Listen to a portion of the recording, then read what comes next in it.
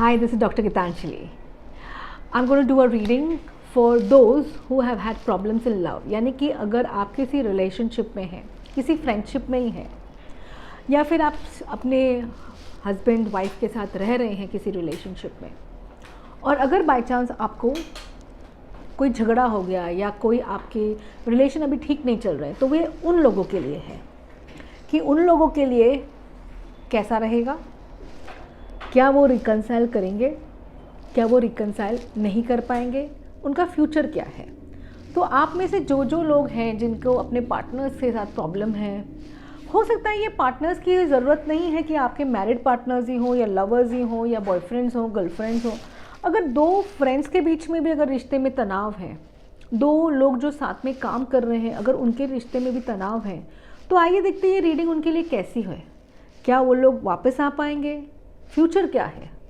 So let's begin. मैं इसके लिए करीबन 5 कार्ड्स निकालूंगी। पहला कार्ड है 7 ऑफ वॉन्ड्स, दूसरा है पेज ऑफ सोर्ड्स, तीसरा है 10 ऑफ वॉन्ड्स, चौथा है, देखिए पहली बात तो ये ना, ये बड़ा हल्का फुल्का झगड़ा है। मुझे कोई इतना ज़्यादा इसमें प्रॉब्लम्स नहीं दिख रहे हैं, मुझे इसमें ज़्यादा कोई इश्यूज़ नहीं दिख रहे हैं।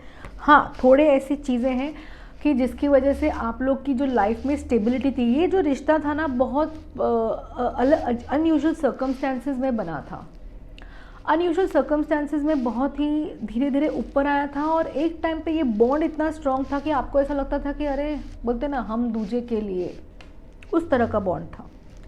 लेकिन फिर ऐसी कोई बात हुई जिसकी वजह से स्टेबिलिटी में प्रॉब्लम आ गई है। Mostly it is connected to money issues या फिनेंशियल स्टेबिलिटी या इनसिक्योरिटी। ज़बरदस्ती की इनसिक्योरिटी मुझे दिख रही है रिश्ते के अंदर, और ये रिश्ते में जो इनसिक्योरिटी दिख रही है ना, वो इनसिक्योरिटी बदल ही नहीं पा रही है।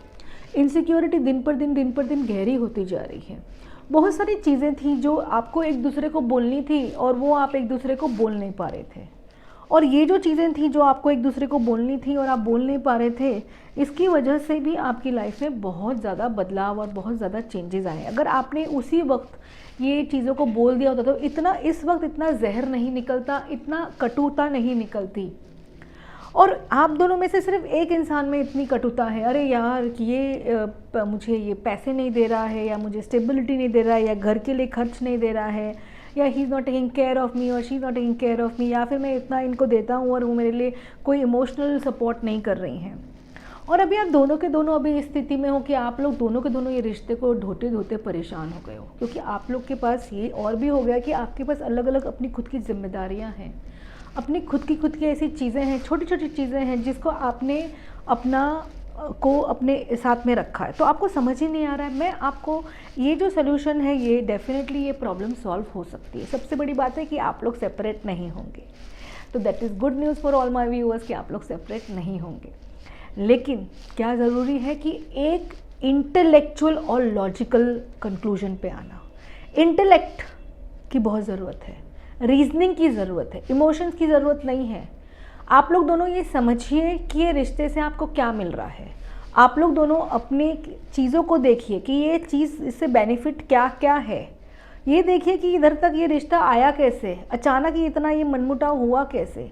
एक इंटेलेक्ट, किसी थर्ड पार्टी का इंटरफेरेंस करिए और मैटर्स को लॉजिकल कंक्लूजन पे लेके आइए।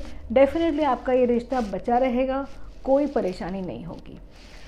आप सब्सक्राइब किए हमारे चैनल को, आगे बहुत सारी आपको टिप्स, विशेष चेंज, आगे आपको बहुत ज़्यादा हम टिप्स देंगे, रेमेडीज़ देंगे, जिससे आपकी लाइफ में बदलाव आएगा, आपकी पर्सनालिटी में बदलाव आएगा। तो हमारे साथ बने रहिए। तब तक के लिए नमस्कार।